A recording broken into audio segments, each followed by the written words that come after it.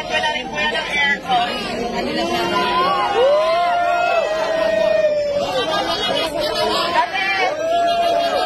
Kasi nabalitaan ko na nagpapahinga lang daw siya dito.